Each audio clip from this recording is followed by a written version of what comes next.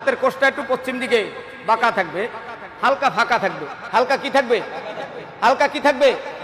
আর পশ্চিমে ঝুঁকা থাকবে, পশ্চিমে ঝুঁকা থাকবে, পশ্চিমে ঝুঁকা থাকবে। আবার এইরকম যেন হয় নাই অনেকে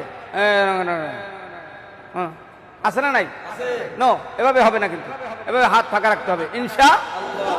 বলেন আল্লাহু আকবার। এই যে হাত ধরলেন, দেখেন তিনটা আঙ্গুল কত সুন্দর করে হাতের চারার উপরে রাখলেন, দেখছেন?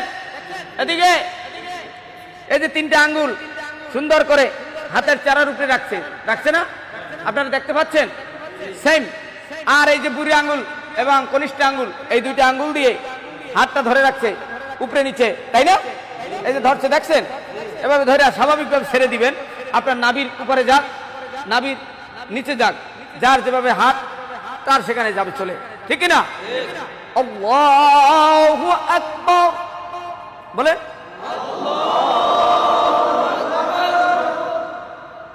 এবার সানা,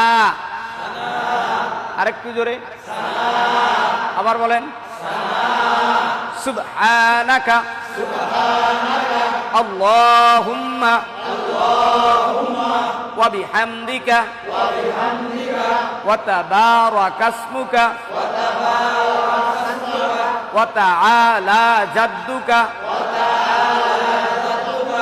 ওয়া লা ইলাহা গায়রুক, নাকি গায়রুক? এখন তো সব টনটনা, ঠিক না? গাই না গয়?